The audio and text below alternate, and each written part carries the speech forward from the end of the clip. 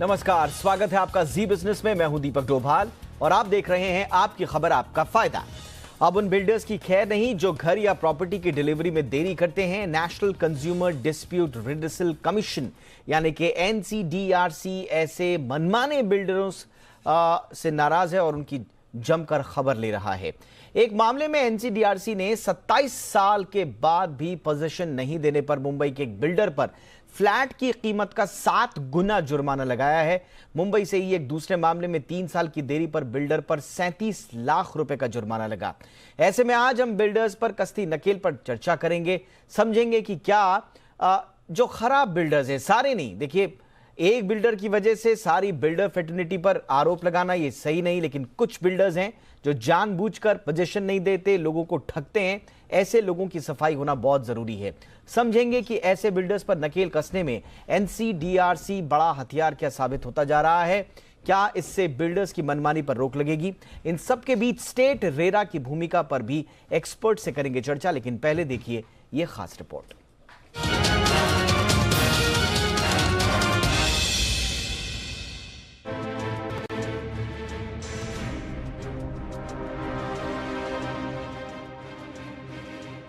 ये खबर उन कस्टमर्स के लिए है जिन्होंने फ्लैट तो बुक करा लिए हैं, लेकिन बिल्डर उन्हें तयशुदा समय पर फ्लैट देने में नाकाम साबित हो रहे हैं। National consumer dispute redressal commission यानी कि एनसीडीआरसी ऐसे बिल्डरों की जमकर खबर ले रहा है। मामला मुंबई से है। एक परिवार ने 27 साल पहले नवी मुंबई में 1995 में 25,70,000 रुपए में 2 फ्लैट बुक कराए थे, लेकिन सिटी बिल्डर्स ने उन्हें 27 साल बाद भी फ्लैट नहीं दिया। परेशान होकर पीड़ित पक्ष ने एनसीडीआरसी का रुख किया। मामले की जांच पड़ताल के बाद एनसीडीआरसी ने बिल्डर की मनमानी को देखते हुए उस पर फ्लैट की कीमत का 7 गुना यानी करीब 1.25 करोड़ रुपए का जुर्माना लगाया है। एनसीडीआरसी ने सुप्रीम कोर्ट का हवाला देते हुए साफ किया कि अगर बिल्डर अपने निर्धारित समय तक मकान देने में चूक जाता है तो शिकायतकर्ता का पूरा अधिकार है कि वो चाहे तो मकान ले या अपने पैसे ब्याज सहित वापस ले, और साथ ही पूर्ति की मांग भी कर सकता है। दरअसल बिल्डर कई तरह के बहाने बनाकर ग्राहकों को पोजीशन देने में देरी करते रहते हैं। इसे देखते हुए एनसीडीआरसी ने सख्त रुख अपनाया है। एक और मामला ठाणे का है, जहां बिल्डर ने 2013 में घर खरीदार से 90% कीमत ले ली। शर्तों के मुताबिक 2015 में घर खरीदार को पोजीशन मिलना था, लेकिन बिल्डर कस्टमर को टहलाता रहा और जब कब्जा नहीं मिलने पर घर खरीदार ने 2018 में एनसीडीआरसी का रुख किया तो बिल्डर ने कब्जे की फीस जमा करने पर घर खरीदार को फ्लैट देने की बात कही, जिसे घर खरीदार ने ठुकरा दिया और ब्याज के साथ अपने पैसे वापसी की बात की। रकम के रिफंड के मामले में भी एनसीडीआरसी को दखल देना पड़ा। एनसीडीआरसी ने बिल्डर को फ्लैट की कीमत के साथ 9% की ब्याज दर से 63 लाख के भुगतान का आदेश दिया है। कुछ ऐसा ही मामला मुंबई के बांद्रा से भी है। यहाँ घर खरीदारों ने 2011 में फ्लैट बुक किया था, जिसका पोजेशन उन्हें 2014 में मिलना था, लेकिन बिल्डर ने 2017 में उन्हें फ्लैट का कब्जा दिया। मामला राष्ट्रीय उपभोक्ता आयोग में गया, जहां आयोग ने फ्लैट कब्जे में 3 साल की देरी पर सनस्टोन डेवलपर्स पर 37 लाख का जुर्माना लगाया है। इसी तरह बिल्डरों की मनमानी को रोकने के लिए सरकार ने 2017 में रेरा एक्ट को लागू किया, जिसके आधार पर राज्य रेरा कानून काम करते हैं। रेरा का मकसद रियल एस्टेट सेक्टर में ग्राहकों के हितों की सुरक्षा करना है, लेकिन सच्चाई ये है कि रेरा को हथियार तो दे दिए हैं, पर रेरा के हथियार को वो धार अभी तक नहीं मिल पाई है जिससे बिल्डरों की मनमानी पर प्रहार किया जा सके। ऐसे में बिल्डरों की मनमानी को लेकर एनसीडीआरसी के सख्त फैसले घर खरीदारों के लिए बेहद राहत वाले हैं। तो बड़ा ही महत्वपूर्ण ये डेवलपमेंट है और इस पर बातचीत करने के लिए इस वक्त हमारे साथ 2 खास मेहमान जुड़ चुके हैं। गुलाम जिया साहब हमारे साथ हैं, एग्जीक्यूटिव डायरेक्टर हैं नाइट फ्रैंक इंडिया के। गुलाम साहब, बहुत बहुत स्वागत है आपका हमारे शो पर।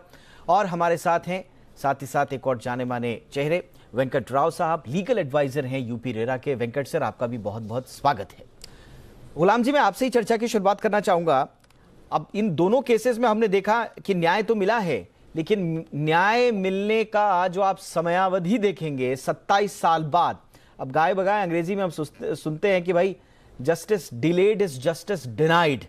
हम कैसे मान लें कि इनको आखिरकार न्याय मिला? ये इसको हम न्याय की श्रेणी में रखेंगे बहुत खुश होने वाली बात है या और ज्यादा चिंता बढ़ाने वाली बात है? मेरे विचार में जो अमाउंट मैं देख रहा हूँ, अगर यही अमाउंट उस समय किसी और व्यवसाय में लगाया गया होता तो शायद इसके 5-10 गुना ज्यादा मुनाफा कमाया जा सकता था। केवल इस कारण कि ये रियल एस्टेट में किसी डेवलपर के साथ जुड़ने के कारण ये परिस्थिति इन पर आई हुई है, और उसकी वजह से उनको जो कुछ मिला, हम तो यूं कहते हैं कि रियल एस्टेट में बेचारा कंज्यूमर जो पाता है वो भागते भूत की लंगोट के बराबर होता है, जो मिल जाए वो मिल जाए। लेकिन ये न्याय, कम से कम मुझे, अगर आप कमर्शियल सेंस में पूछ रहे हो, मेरे हिसाब से न्याय नहीं बनता, क्योंकि इसका एक मल्टीपल उसका वैल्यू, उसी के आसपास के मकानात अगर आप देखें, इन 27 वर्षों में बाकी सारे मकानों की जो वैल्यू में इंप्रूवमेंट हुआ, अगर आप उससे इसे कंपेयर करें, उससे इस आंकड़े को जोड़ें, तो आपको अंदाजा होगा कि कम से कम 3-4 गुना ज्यादा इसकी वैल्यू होनी चाहिए थी। बहरहाल जो मिला, कम से कम कंज्यूमर के हाथ कुछ तो मिला, यही बात है। लेकिन न्याय मुझे नहीं लगता पूरी तरह से हुआ है। आपने सही टर्म यूज किया, भागते भूत की लंगोटी हाथ। यही मुझे लगता है कि इसका लब्बो-लुबाब हमें लेना चाहिए। बहरहाल इसे हम थोड़ा सा पॉजिटिवली लेने की भी कोशिश करते हैं, क्योंकि देरी से ही सही, कम से कम न्याय जरूर मिला है। न्याय पूरा ना भी हो तो एक आंशिक हिस्सा न्याय का जरूर मिला है। कम से कम सुनवाई तो हुई, ये जरूर कहा जा सकता है। इसलिए थोड़ा सा पॉजिटिव वे में अगर जाएं, और बाकी जो ऐसे, वेंकट राव सर, बाकी ऐसे न जाने कितने केसेस होंगे। ये तो 1-2 स्टैंड अलोन केसेस हमने देखे हैं और अक्सर इन केसों की नजीर हम बनाते हैं। क्या ये 2 केसेस उन केसों की कोई बुनियाद बनेंगे जो आज तक न्याय के लिए दर-दर की ठोकरें खा रहे हैं? राव सर, ये बात तो ज़रूर है कि जो स्टक प्रोजेक्ट्स कहिए या इस टाइप के प्रोजेक्ट्स कहिए, ये एक मैं कहूँगा एक इट्स ए कैंसर है, और जो हम बड़े मुश्किल से और बड़े कोशिशों के बाद इसको धीरे धीरे हम उसको कट करने की या हटाने की कोशिश कर रहे हैं। अगर आप देखेंगे, इवन अपने ही रीजन में देखिए, नोएडा हुआ या इधर इवन अगर एनसीआर रीजन में भी देखेंगे, काफ़ी ऐसे स्टक प्रोजेक्ट्स हैं जो कि कई सालों से स्टकअप रहा है। काफ़ी काम इसमें, चाहे आप कोर्ट्स के ज़रिए कहिए, काफ़ी काम, इवन रेगुलेटर मैं कहूँ, अब काफ़ी तरीके से सतर्क होने लगे हैं। यस, ये हम काफ़ी सालों झेलने के बाद हम अब प्रॉबेबली लास्ट 4-5-7 सालों में एक्टिव हुए हैं, बट अब डेफिनेटली देखिए एक पॉजिटिव साइन है। चाहे ये एनसीडीआरसी का जजमेंट कहिए या जो भी आज अक्सर सुनते हैं, वो एक कंज्यूमर एक्टिविज्म कहिए, मेरे ख्याल से बहुत आवश्यक था, वो होने लगा है। बिल्कुल। अब गुलाम जिया साहब, एक बात यहाँ पर आती है, देखिए कई कोर्ट हैं, तमाम संस्थाएं हैं, रेरा भी है। मैं राव सर से रेरा की भूमिका पर भी चर्चा करूंगा, लेकिन गुलाम साहब, रियल एस्टेट पर जो एक साख का सवाल हमेशा से बना हुआ है, उस साख का सवाल आखिर अभी तक सवालिया निशान उस पर क्यों है? तमाम कोशिशें होती हैं, हम खुद चाहते हैं, क्योंकि रियल एस्टेट एक ऐसा सेक्टर है जो सबसे ज्यादा लोगों को रोजगार देने वाला सेक्टर है, इकोनॉमी का एक बहुत बड़ा ड्राइवर है, बहुत सारी इकोनॉमिक एक्टिविटीज इसके आसपास हैं। लेकिन जो भरोसे की लड़ाई है, तमाम कोशिशों के बावजूद वो लड़ाई आज भी जारी है। ऐसा क्या करना होगा कि रियल एस्टेट पर भरोसा हमारा कायम हो? सबसे पहले तो मैं ये कहना चाहूंगा कि कुछ समय और इस सेक्टर को देना होगा, क्योंकि जो रेगुलेटर जिसकी हम बात कर रहे हैं, इस समय कुछ 5 या 6 साल के आसपास इस रेगुलेटर को एक्टिव हुए 6 साल हुए हैं। और उसकी दूसरी तरफ एक और चीज जो हुई है, पिछले 7-8 सालों में लगातार जो रियल एस्टेट मार्केट में गिरावट आई है, इसकी वजह से 2 बातें हुई हैं। एक तरफ तो यही जिसका हम चर्चा कर रहे हैं कि कई सारे ऐसे प्रोजेक्ट्स हैं जो स्टक हो गए या बंद पड़ गए, या डेवलपर आज शायद मौजूद नहीं है कई कारणवश। डेवलपर्स के साथ भी अगर थोड़ी सी हमदर्दी जताएं, कई सारे डेवलपर्स ने या तो सुसाइड की है या पूरी तरह से बैंकरप्ट हो चले। ये बहुत सारी चीजें डेवलपर्स के साथ भी हुई हैं। लेकिन उसके दूसरी तरफ यूं हुआ है कि पिछले 7-8 साल में जो रियल एस्टेट के सेक्टर का लगातार गिरावट के बाद आज हम जिस मकाम पर खड़े हैं, आज जब दोबारा रियल एस्टेट में थोड़ा सा उठाव दिख रहा है, थोड़ी सी इंप्रूवमेंट दिख रही है, इस दौरान तकरीबन 80% डेवलपर्स आज मार्केट में नहीं रहे जिनके नामों पर सवालिया निशान लगे हुए थे। आज जो डेवलपर मार्केट में हैं, इनकी साख अच्छी है, ये कॉर्पोरेट डेवलपर्स हैं, ये बेहतरीन काम कर रहे हैं। हर समय अच्छे और बुरे दोनों तरह के एक्टर्स या डेवलपर्स, इस परिस्थिति में डेवलपर्स की हम चूंकि बात कर रहे हैं, हर तरह के लोग होते हैं। जो बुरे थे वो पिछले 7-8 साल में तकरीबन सारे के सारे साफ हो चुके हैं। आज जो है ये काफी अच्छे हैं, लेकिन इसके बावजूद जो पिछले कई सालों का जो जख्म जिसके ऊपर हम मरहम लगाने की कोशिश कर रहे हैं वो आज भी मौजूद है। जो पिछले 8-10 साल 25 साल, आज तो आपने 27 साल पुराने केस का जिक्र छेड़ दिया, ये लोग आज भी हैं। इन सारी चीजों को, इसे हम बैकलॉग कहते हैं, इस बैकलॉग को क्लियर करते कुछ तो समय लगेगा। इसलिए जैसा मैं आपसे कह रहा था कि थोड़ा सब्र रखना जरूरी है। आगे चल के हम जो देखेंगे एक नई परिस्थिति, एक नया रियल एस्टेट जो तैयार हो रहा है, वो नया रियल एस्टेट आप लोगों को निराश नहीं करेगा। देखिए, हम भी उस दिन के इंतजार में हैं कि रियल एस्टेट से जुड़ी हुई इस तरह की कोई नेगेटिव खबरें हमें चलानी ना पड़े, इस तरह के केसेस ना आए, क्योंकि आज की डेट में आप रियल एस्टेट, आप बिल्डर्स का नाम उठा के देख लीजिए सर, कितना भी बड़ा बिल्डर क्यों ना हो, लेकिन जो साख एंड यूजर तक जानी चाहिए, इतनी शिकायतें आज भी हैं, छोटी छोटी शिकायतें, और ऐसी ऐसी शिकायतें कि अब तो लगता है कि इतना शिकायतों का इतना पुलिंदा हो गया है कि वो बहुत जेनरिक, बहुत ही मामूली सी लगने लगी हैं। बहरहाल आपने सही कहा कि थोड़ा वक्त हमें रियल एस्टेट को जरूर देना होगा, क्योंकि ये जो साख का सवाल है, ये सालों से चली आ रही गंदगी है, 1-2 दिन या 1-2 साल में तो खत्म होगी नहीं, इसे अभी और टाइम लगेगा और वक्त अभी हमें भी देना होगा, इसमें कोई शक नहीं।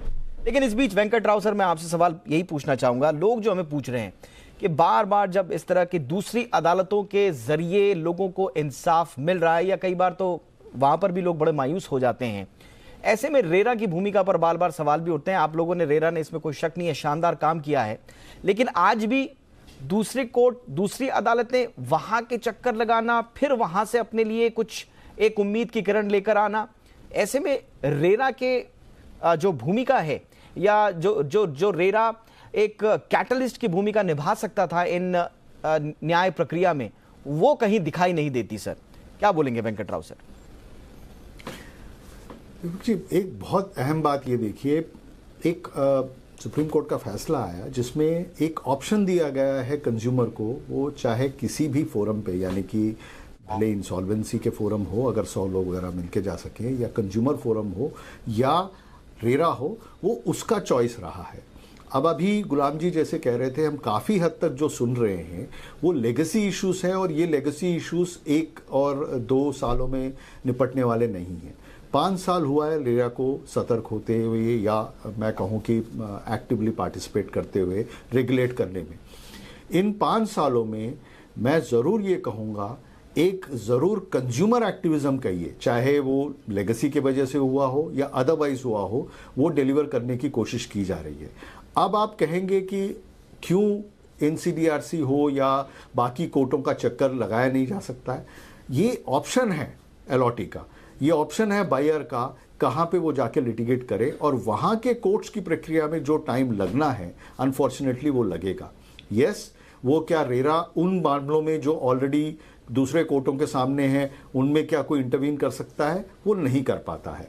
ज़रूर ये बात है कि रेरा में भी कुछ देरियां रही हैं। मैं ये नहीं कहूँगा कि पूरी तरह वो एकदम आके बिल्कुल एक्टिवली कुछ ऐसा चेंज लाने की कोशिश की गई हो जो प्रैक्टिकली ना भी हो सकता हो, लेकिन सर्टेनली जैसे अभी गुलाम जी कह रहे हैं कि कुछ परसेंटेज जो लास्ट 3-4-5 सालों में जो डेवलपर्स आ रहे हैं, जो ये काम करने की कोशिश कर रहे हैं, वो एक रेगुलेटर की डर के वजह से मेरे ख्याल से काफ़ी फ़र्क पड़ा है। हाँ, लेगेसी में आपने बिल्कुल ठीक कहा, कई सारे ऐसे कंपनीज हैं जिनमें हम अक्सर देखते हैं कि प्रॉब्लम्स कंटिन्यू हो रही हैं, और वो कंटिन्यू होती हुए हमें और कई साल चाहे किसी भी कोर्ट के सामने हो, क्योंकि कॉम्प्लिकेटेड इश्यूज रहती हैं, टाइम लगेगा और अनफॉर्चुनेटली बेयर करना पड़ेगा।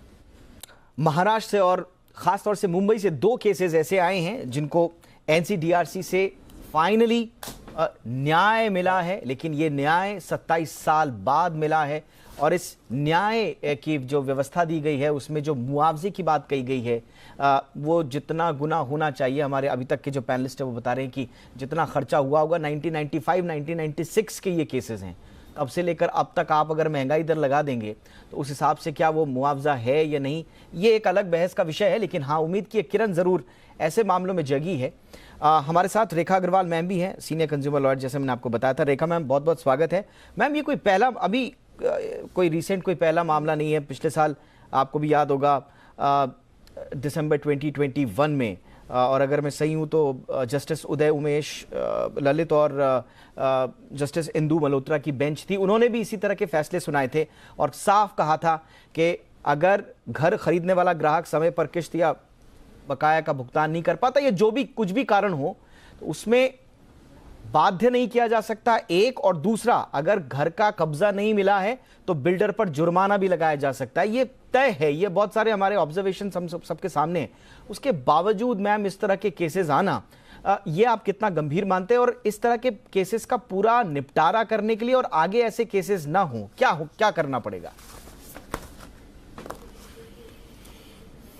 देखिए, बहुत ही ये एक चिंताजनक स्थिति हो रखी है हमारे देश के अंदर, क्योंकि हर आदमी हमारे देश में चाहता है कि उसका खुद का अपना आशियाना हो, और उस आशियाने की उम्मीद के अंदर हर व्यक्ति तो सरकारी मकान की जो स्कीम्स निकलती है, अगर दिल्ली की बात करें तो जैसे डीडीए है, महाराष्ट्र की बात करें तो म्हाडा की स्कीम्स होती हैं, तो या पंजाब हरियाणा के अंदर ना हुडा की स्कीम्स होती हैं। तो हर व्यक्ति इतना किस्मत वाला नहीं होता कि उसको सरकारी मकान के लकी ड्रॉ के अंदर उसको कोई मकान मिल जाए।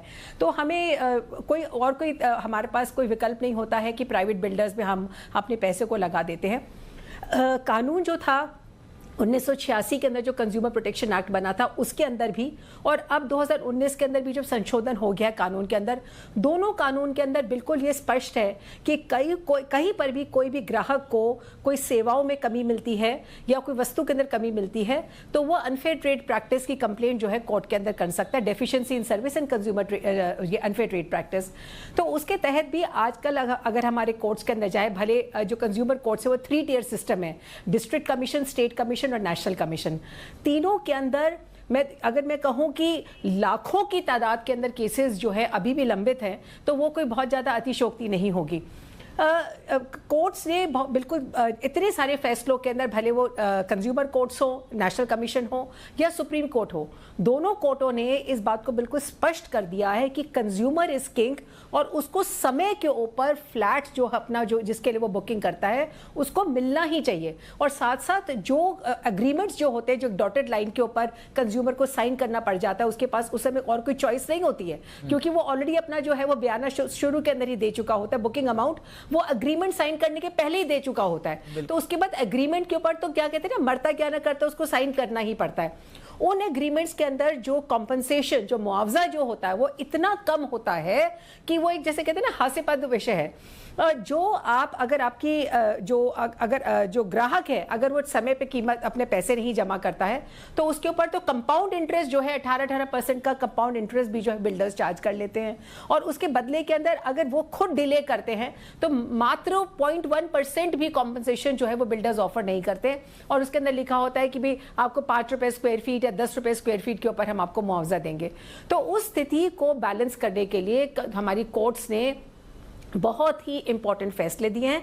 पर दुख की बात है कि इतने अच्छे फैसलों के बाद में भी जो है अभी भी ग्राहक को बहुत लंबा समय मिल जाता है, तब जाकर उसको राहत मिलती है। मैं तो यही कहूंगी कि सरकार ने आखिर के अंदर लोगों को इतना जागरूक कर दिया है कि सरकार की जो मुहिम है कि जागो ग्राहक जागो, उसके तहत आज ग्राहक भी जो है वो इतने जागरूक हो गए हैं कि वो भी कोर्ट जाके अपना जो है वो मुआवजा लेना चाहते हैं। अब कोर्ट से बिल्कुल क्लियर कर दे कि अगर डिले होती है आपको फ्लैट को हैंड ओवर करने के अंदर तो आपको मुआवजा मिलेगा, और अपने फ्लैट की सारी कीमत भी वापस मांग सकते हैं। यस, और एक कमाल की बात ये है, मैं गुलाम भाई, मैं एक चीज अभी पढ़ रहा था, मैं जिस केस का मैंने जिक्र किया, देखिए पिछले 2019 में ही एनसीडीआरसी का एक फैसला आया था, जुलाई के आसपास का था, उसमें 339 फ्लैट खरीदारों की शिकायत को एनसीडीआरसी ने ये कहकर खारिज कर दिया था कि आप जो बिल्डर बायर एग्रीमेंट में लिखा हुआ मुआवजे का दायरा है उससे बाहर नहीं जा सकते। बाद में ये लोग सुप्रीम कोर्ट गए, फिर सुप्रीम कोर्ट ने कहा नहीं, ये जो बिल्डर बायर एग्रीमेंट में मुआवजा लिखा हुआ उससे बाहर भी आप जा सकते हैं अगर इनको अगर ज्यादा नुकसान हुआ है। तो कई बार जो है, मैंने जैसा आपको बताया कि ऐसा नहीं है कि हर बार कोर्ट्स की चौखट पर जाने के बाद या इस तरह की एजेंसीज के चौखट पर जाने के बाद बहुत खुशी ही मिलती हो ग्राहकों को, ऐसा भी नहीं है। कई बार हमारा एक जो व्यवस्था है वो पूरा कंफ्यूज्ड भी दिखती है इस तरह के मामलों में। तो ऐसा क्या हो कि जो नज़ीर बने, एक बार नज़ीर बन जाए। आज इन 2 फ्लैट ओनर्स को इंसाफ मिला है, जो बाकी 2000 होंगे या हो सकता है 20,000 हो या उससे भी ज्यादा हो, एक केस पूरे लोगों के लिए, इस तरह के केसेस के लिए नज़ीर क्यों नहीं बन जाता? देखिए, ये एक कमर्शियल मामला है। ये एक कोई ऐसी सिचुएशन नहीं है कि जहां हम आप किसी को सूली पे चढ़ा दें कि केवल एक नज़ीर बनाने के लिए हमको एक ऐसी परिस्थिति तैयार करनी है कि इसके बाद दोबारा ये चीज ना हो। ये वो किया जाना थोड़ा मुश्किल है। हमारे पैनल पे आज लॉयर्स भी हैं, I am sure they are better suited, वो इस सवाल का जवाब बेहतर दे पाएंगे।